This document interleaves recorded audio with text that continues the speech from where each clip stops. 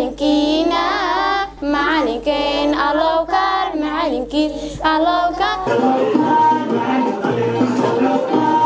wasaaradda waxbarashada hidaha iyo tacliinta sare dowlad goboleedka Koonfur Galbeed ayaa soo qaban qaabisay munaasabadan oo lagu xuseeyay maalinta macalinka Soomaaliyeed oo ka dhacday degmada Afgooye. Goobta munaasabadan ay ka dhacaysay ayaa waxaa goobjoog ka ahaa kana soo qayb galay gudoomiyaha waxbarashada gobolka Shabeellaha Hoose ee wasaaradda waxbarashada hidaha iyo tacliinta sare dowlad goboleedka Koonfur Galbeed Soomaaliya Al-Ustaad Cabdiraxmaan Cumar Sadiiq Xidig, gudoomiyaha waxbarashada degmada Afgooye, gudoonka midowyada la foole kan degmada Afgooye, macallimiin, waalidiin, marti sharaf kala duwan oo munaasabadan maanta lagu casuumay. Dhammaan dadkii ka soo qayb galay munaasabadan ayaana qiray muhiimadda ay u leeyihiin nolosha aadanaha. Ugu horeyn ayaa waxaa munaasabadan furay Al-Ustaad Cabdulaahi Axmed Sheegow, gudoomiyaha waxbarashada degmada Afgooye. maalinta la xusayo macalinka Soomaaliyeed, macalinka kaalintiisina macnaha lama soo koobi karo in la sheego moogi mudaanta iyo qiimaha uu umada ugu fadhiyo waa barbaariyaha mataqaana mustaqbalka dalka iyo wax waliba oo mataqaana waxbarashadii caafimaadkii dhinac waliba hatta maamulkii dhinac kastaba mataqaana oo hadii laga fiiriyo marka insha Allah macalinka kaalintiisii in la sheego oo loo mahad celiyo moogi ma ahan wax oo khudbad iyo maalin iyo huskeeda ku filan. إن شاء الله مركا وحفلتي ونفرنتهاي مركا كسور دواده إن شاء الله. sidoo kale waxaa munaasabadan ka hadlay qaar ka mid ah macallimiinta wax ka dhiga iskuulada ku yaala gobolkan iyo waalidiin. maanta dhamaanteen waxaan u soo taaganahay inaan macalinka Soomaaliyeed xiriiriyaha daay wuxuu yiri macalinkii markuu soo qaatay erayada de wax kasta uu koobsaday macalinka u fiirso wuxuu koobsaday mas'uuliyad wuxuu koobsaday aqoon nolol ifiye leefiye wuxuu aqoonsaday waxa soo dhan waa isugu jiraan waa macallin waa erayga macallin wax kasta isugu jira cadaalad baa ku jirta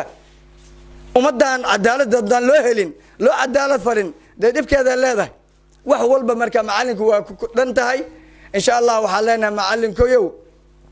abaalkaagu inaan sheegno iyo abaalkaagu janno Allah ka dhiga leenahay. macallimiinta Soomaaliyeed waxaa jira macallimiin ku soo shaqeeyay waqtiga gumaysiga duruuf adag qaarkood waxaa la sheegaa iyadoo dadka Soomaalidu aysan waxbarashada xataa ogolayn waxbarashada maadiga inta badan lama ogolayn ta diiniga hunaaday u yareed iyadoo qaarkood waxaa la sheegaa inay naftooda dib lacag ku bixin jireen inay dad wax baraan ayaga lacag ku bixin jiray juhdi gelin jiray inay dad wax baraan sababtoo dadkii aan buu ogoleen dadka u baahnaa in la fahamsiyo waxbarashadu waxay tahay macallimiina heerka soo martay macallimiintii juhdiga soo galay qaarkood meelo waxay ku magacaaban yihiin madaaris waxbarasho macallin Gahayr oo kale jaamacadda Gahayr ku magacaaban macallin jaamac oo kale macallin Maxamuud Axmed Cali oo kale macallin Muuse Galaal oo kale macallimiintii juhdiga wadanka soo galiyay waay oo macallimiinta sharafta leh waxay wadaan shaqadii ambiyada waxayna mudan yihiin in lagu amaano lagu markasta lagu dhiirigeliyo gaar ahaan waqtiga xasaasiga oo hadda aan joogno waxaan wax baraynaa arday marxaladda la kowsaday oo xaalad adag ku jiro dhib badan oo aan war maqlaynin madax adag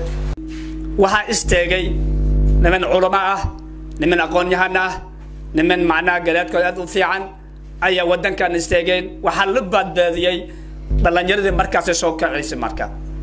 iskuulaadkii ayadoo dawlad aan lahayn ayaa la badbaadiyay ubadka Soomaaliyeed waad aragteen waxyaabaha soo saareen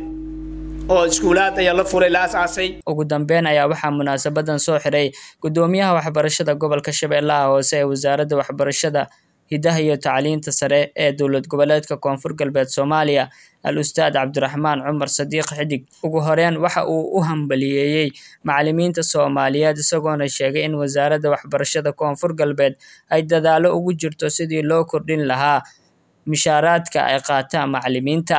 waxaan jeclaan lahayn hadeen oo suurtagali lahayd ilaa iyo 7 inaan xusno anagoo og macallinku maanta halku naga taagan yahay iyo xaaladaha iyo marxaladaha adag oo macallinku ka shaqeynaya taali ajligeedii wasaaradda waxbarashada koonfur galbeed waxay qaadatay nidaamaha sanadkan in macalin $100 ku shaqeynaya aysan arkin dadaalkaasi waa ay wadaa wasaaraddu haddana waan ku guda jirnaa wasaaraddu waxay ku jirtaa dadaalo ah in macallimiintu ay siiso tababar joogto ah tababarkaasi wuu bilowday 134 macallin ah hadda oo 2 sano tababar la siinayo teacher train ay wasaaradda ay wadaa wana socdaa waana macallimiintaasi ma taqana gobolka shabeellada hoose ayay ka jiraan waxa way wax lagu barayo qaabka loo barayna waa qaab online ah waaye yaan la dhihin macallinku waa sida aabihii oo kale aan dhahno macallinku waa hooyadii oo kale waaye halkaas marka waxaan ka ogaanaynaa xaqa hooyada ay leedahay iyo xaqa macallinku uu leeyahay macallinku xaq badan uu ugu leeyahay marka ma waxa waaye wasaaraddu waxbarashada waxay awood ku bixinaysaa insha Allah ta'ala hadduu alla yiraahdo tayeenta macallinka insha Allah ta'ala halkan lagu soo koobi karo macallinku waa sida shumciyo kala waaye naftiisu guwaya wuxuu ifinayaa dadka kale ayuu ifinayaa